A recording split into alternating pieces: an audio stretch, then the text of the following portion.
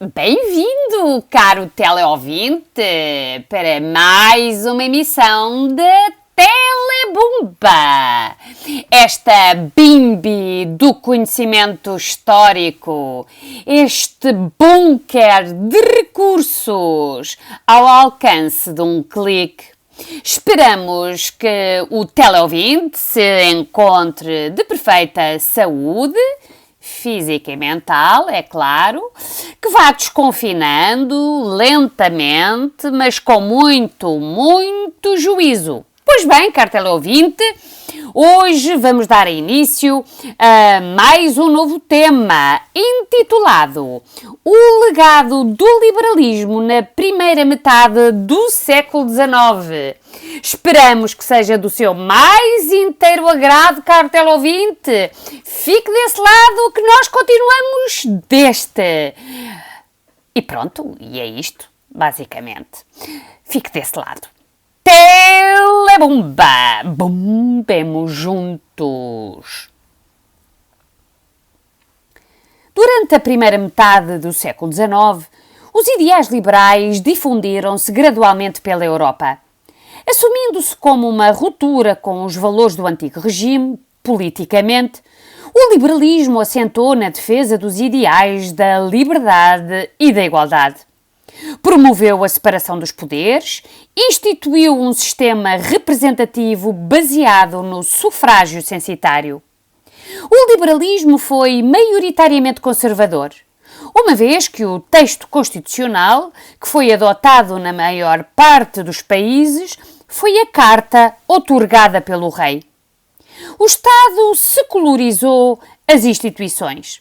Em termos económicos, o liberalismo implementou a livre iniciativa e a livre concorrência, passando a dominar a lei do mercado baseado na oferta e na procura.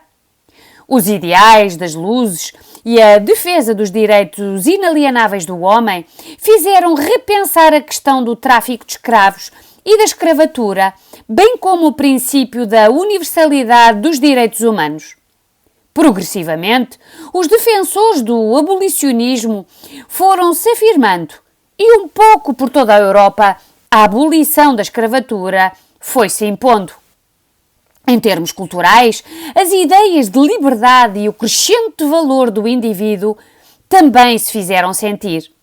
O romantismo surgiu como a expressão artística destes valores, privilegiando o sentimento e a emoção em detrimento da razão, buscando na Idade Média, nas tradições nacionais e no passado histórico as principais fontes de inspiração. A filosofia das luzes, mediante a defesa dos direitos inalienáveis do homem e do desenvolvimento do espírito racionalista, lançou as bases para a difusão do liberalismo, que ocorreu na Europa ao longo da primeira metade do século XIX. As mudanças políticas, sociais e económicas, resultantes do pensamento iluminista da Revolução Francesa e também da Revolução Industrial, levaram os pensadores da época a sistematizar na ideologia liberal as ideias que marcaram estas transformações e que persistiram como legado importante para a história das sociedades ocidentais até ao nosso século. A ideia central do liberalismo assenta no princípio da liberdade, um direito inalienável que não se restringe ao domínio político ou económico, mas que engloba a vida do indivíduo em sociedade. Benjamin Constant foi um defensor das ideias liberais, nomeadamente da ideia de liberdade individual protegida pela lei. Em seu entender, a liberdade assumia uma dupla vertente.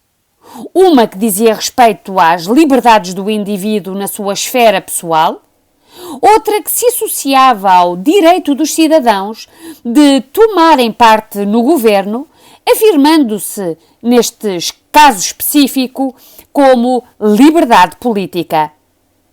Nesta linha de pensamento, o Estado devia ser o garante dessa liberdade, intervindo nos aspectos essenciais, deixando à livre iniciativa a condução da vida económica e social.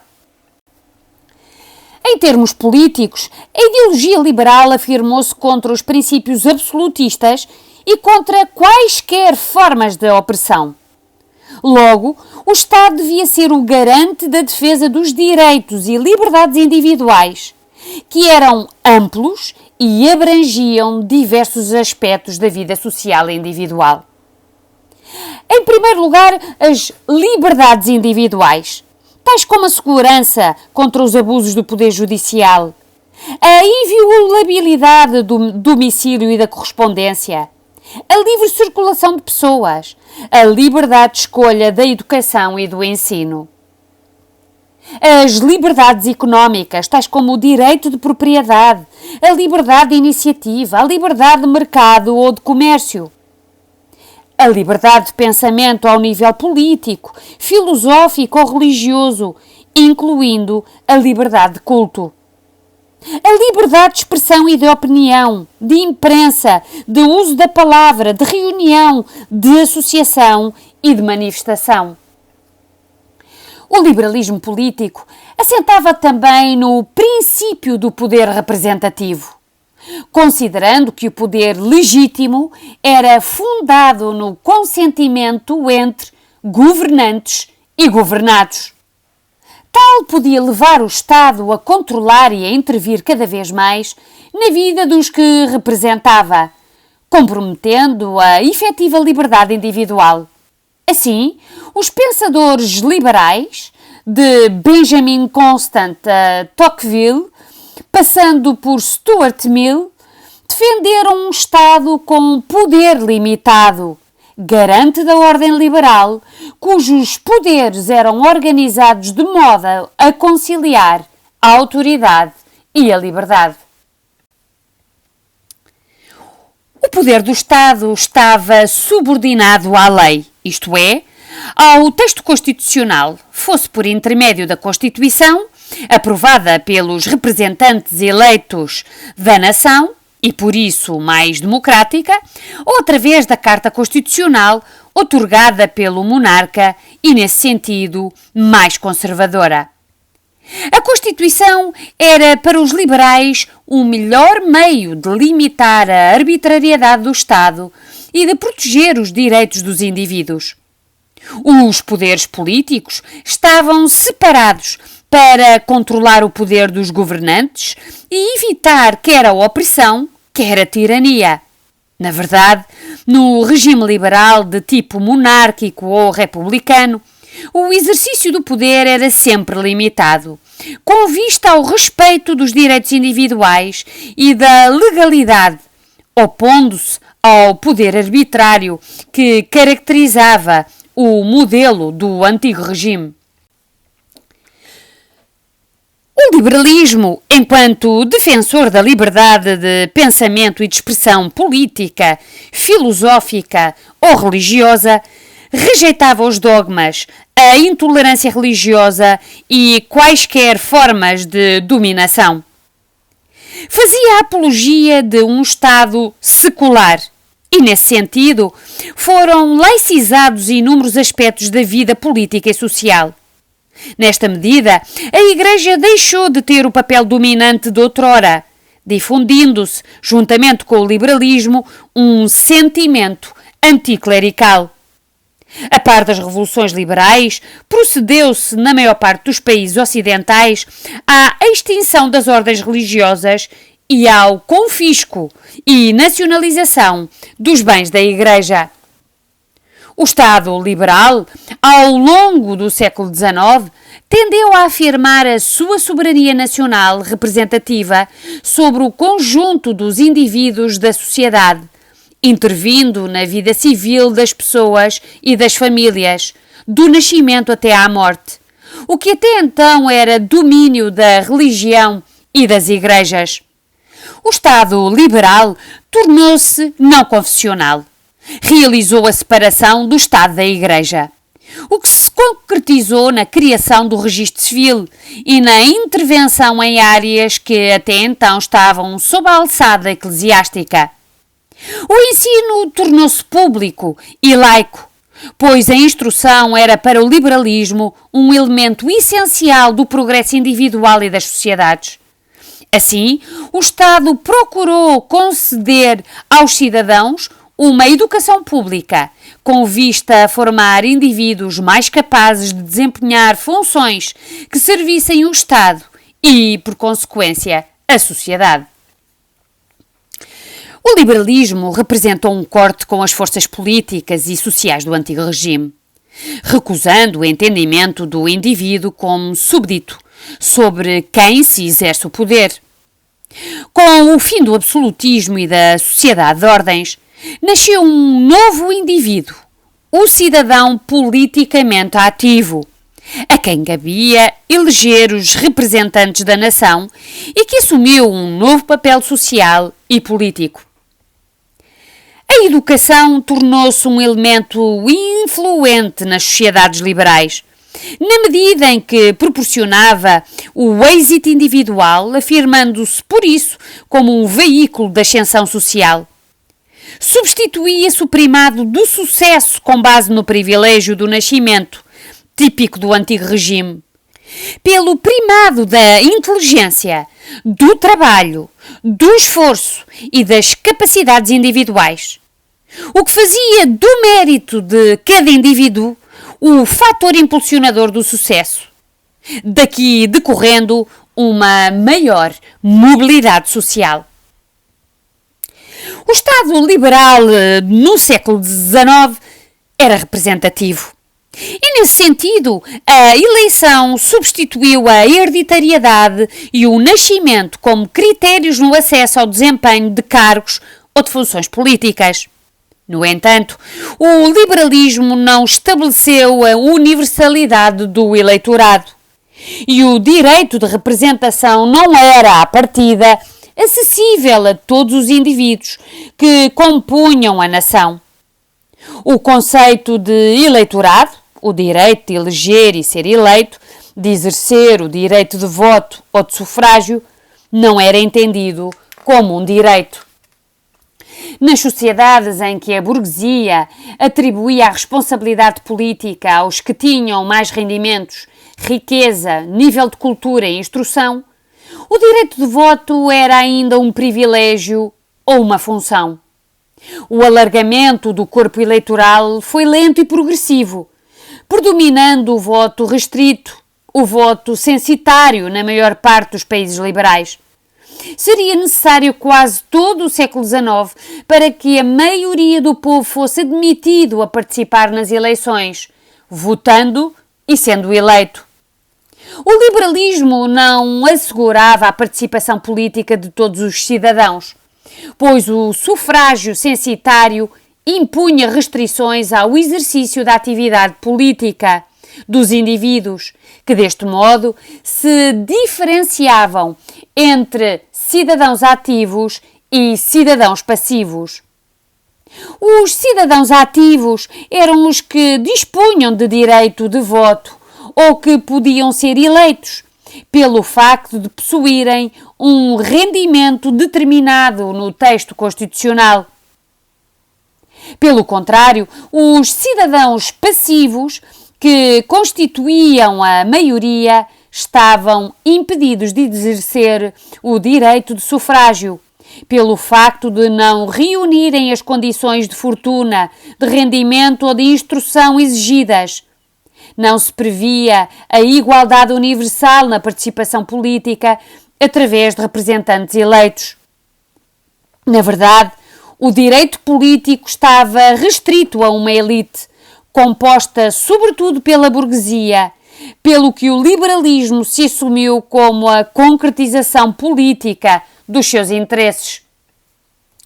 O liberalismo consagrava a soberania nacional, mas tal não era equivalente à democracia. No entanto, na teoria, a exclusão da participação política dos cidadãos passivos, mais desfavorecidos, não era definitiva, porque, segundo o pensamento da época, O indivíduo que, pelo seu mérito e pela sua capacidade, conseguisse alcançar um determinado nível de fortuna, podia adquirir e exercer o direito político e, desta forma, bastava enriquecer para adquirir o direito de voto. Por isso se compreende o desafio feito por Guizot: enriquecei! O liberalismo, que se difundiu na Europa durante a primeira metade do século XIX, foi essencialmente monárquico e conservador. Uma vez que o rei foi o responsável pela outorga do texto constitucional, a Carta. Além do mais, para evitar a concentração dos poderes, o Parlamento era geralmente composto por duas câmaras. A Câmara dos Pares, também designada de Senado, composta pelos antigos privilegiados, com duração vitalícia e de nomeação régia, e a Câmara dos Deputados, também designada de Congresso, eleita pelos cidadãos ativos.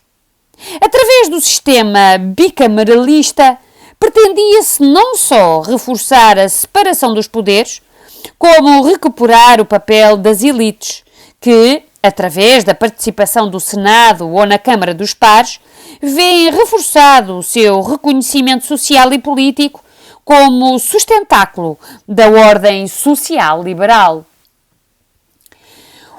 Os Estados liberais, a par das liberdades políticas, foram também defensores do liberalismo económico, doutrina segundo a qual a iniciativa privada deveria ser livre, estimulada pela concorrência em todos os domínios da economia. O princípio inspirador desta teoria económica encontra as suas raízes no século XVIII, no fisiocratismo, cuja principal figura foi François Quesnay, defensor de que a fonte da riqueza assentava na terra e na atividade agrícola. O fisiocratismo foi uma reação às políticas mercantilistas desenvolvidas por Colbert, que, como já referimos em emissões anteriores, afirmava que era o comércio a origem da riqueza. O direito à propriedade privada, a livre iniciativa, a não intervenção do Estado no domínio da economia eram as ideias-chave desta doutrina. Cabia ao Estado assegurar estes princípios com vista a promover o desenvolvimento económico. As novas ideias representavam uma ruptura com as teorias económicas do antigo regime, nomeadamente com o mercantilismo. O direito à propriedade, a prosperidade assente no trabalho, na poupança e no lucro, constituíam-se como fatores de progresso que não só favoreciam o indivíduo, como dinamizavam a economia nacional. Era ao Estado liberal que cabia proteger estes princípios, com vista a alcançar o progresso dos indivíduos e, consequentemente, das nações. Adam Smith foi o fundador do liberalismo económico. Foi o filósofo e economista escocês. Através da sua obra A Riqueza das Nações, publicada em 1776, teorizou acerca dos princípios fundamentais desta doutrina. Segundo Adam Smith, a sociedade, do ponto de vista económico, havia evoluído em diferentes estádios ao longo da história, atingindo o auge com o sistema económico da livre iniciativa. Estabeleceu também um paralelismo entre os sistemas políticos e económicos, pelo que a liberdade de comércio tinha correspondência em termos políticos com um sistema que garantisse, mediante o constitucionalismo, os direitos e as liberdades individuais. Enfatizou ainda o papel do indivíduo ao reconhecer que as instituições decorriam do conjunto de ações individuais. Como defensor da livre circulação de mercadorias, condenava o mercantilismo e as políticas protecionistas, apoiando o livre cambismo. Contudo, Adam Smith reservava a possibilidade do Estado intervir e desenvolver atividades económicas não asseguradas pela iniciativa privada e que fossem úteis do ponto de vista social. Em termos económicos, segundo o liberalismo, os cidadãos podiam defender os seus interesses, gerir da forma que mais lhes conviesse os seus negócios. O Estado liberal ficava impedido de políticas dirigistas na economia, abrindo caminho à livre iniciativa privada que assentava nas regras de mercado livre, ou seja, na livre oferta e na livre procura. O liberalismo económico defendeu o fim dos obstáculos feudais, ao encarar a terra e a propriedade como um bem do qual se podia dispor livremente. O mercado livre punha fim às restrições outrora impostas pelas guildas e corporações, abolia os monopólios e as barreiras que serviam de entrave à livre circulação e eram obstáculos à livre iniciativa e ao dinamismo comercial. Deste modo, em ligação com a livre iniciativa, afirmava-se o livre cambismo, um elemento essencial da liberdade económica no comércio, deixando aos indivíduos a possibilidade de decidir onde investir e como produzir riqueza. Estes princípios baseavam-se na ideia de que a economia e o mercado em particular se ajustavam automaticamente, ou seja, tinham mecanismos autorreguladores. Segundo as ideias dos economistas liberais, as crises económicas resolviam-se por si e eram encaradas como um processo natural da evolução do capitalismo. Era assim que se garantia o equilíbrio, que era alcançado naturalmente ou antes através de uma ordem providencial, a mão invisível. Conceito criado pelo economista Adam Smith em 1776, segundo o qual, apesar de cada indivíduo prosseguir os seus objetivos económicos, o sistema de mercado acabava por funcionar em benefício de todos, como se de uma mão invisível se tratasse, conduzindo ao progresso económico e, em última instância, à riqueza e à felicidade dos povos. As transformações políticas, sociais e económicas decorrentes da instauração do liberalismo puseram fim ao antigo regime e inauguraram a época contemporânea, que marcou as sociedades ocidentais a partir da primeira metade do século XIX. A defesa dos princípios da liberdade, da igualdade, da prosperidade, os sistemas políticos representativos assentes em textos constitucionais, a valorização do indivíduo e a implementação de uma sociedade de classes constituíram um importante legado do liberalismo e são algumas das características que marcam a época contemporânea. Desde meados do século XVIII, que o problema da escravatura começou a ser mais amplamente debatido.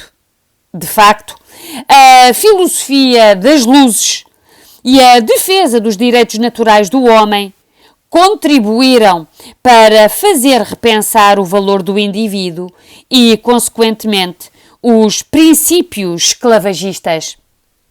Já em 1776, Louis Le Jaucourt condenou o tráfico de escravos num artigo publicado na Enciclopédia, afirmando que violava as leis naturais e todos os direitos da natureza humana. Progressivamente, a contestação do tráfico de escravos e da própria escravatura aumentou.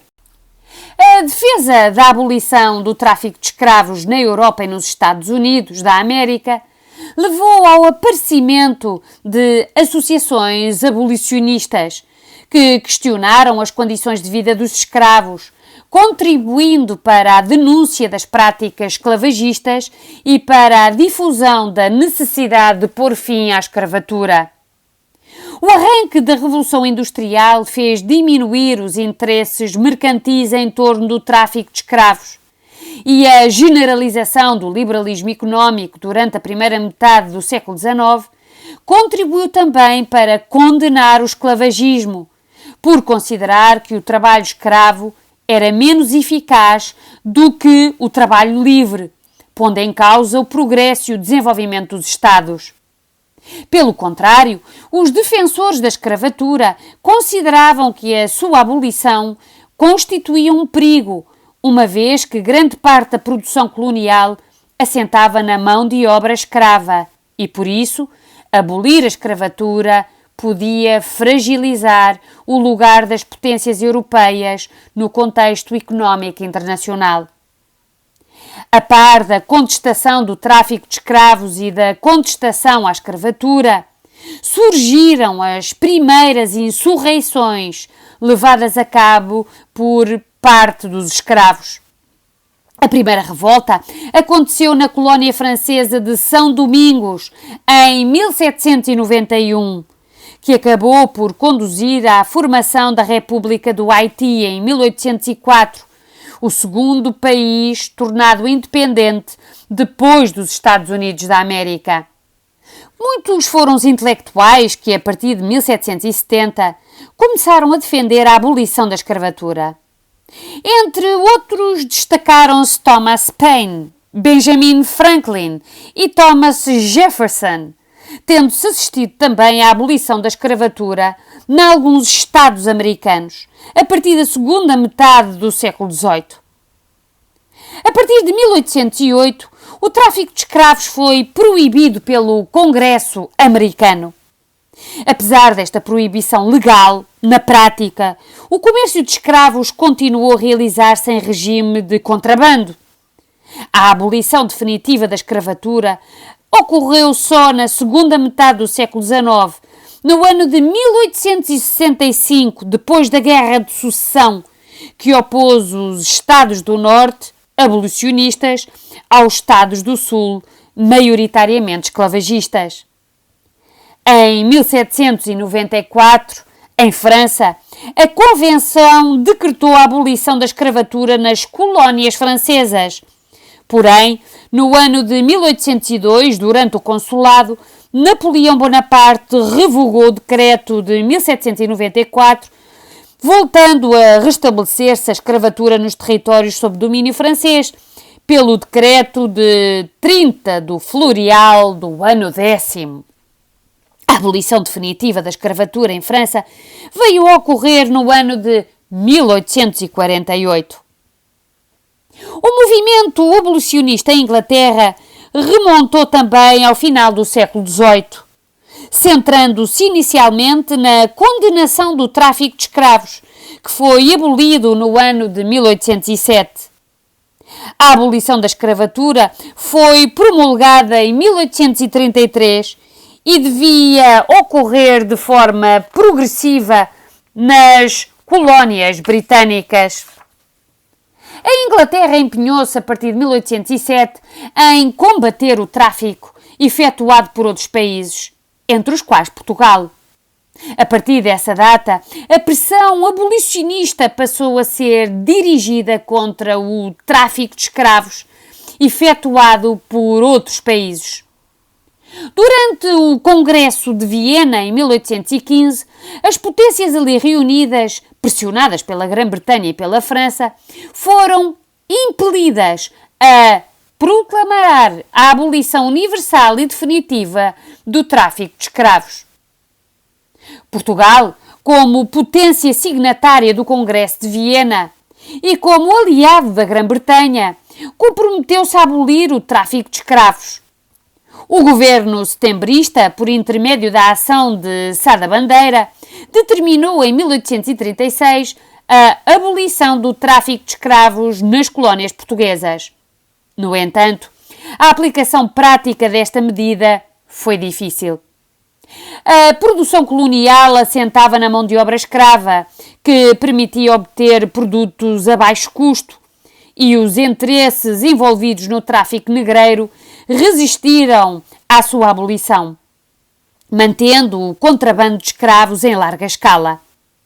Apesar das pressões, inclusive internacionais, sobretudo por parte da Inglaterra, no sentido do governo português assegurar a abolição efetiva do comércio de escravos e do cumprimento da lei, foi somente em 1869, a 25 de fevereiro desse ano, que se aboliu definitivamente a escravatura em todo o Império Português.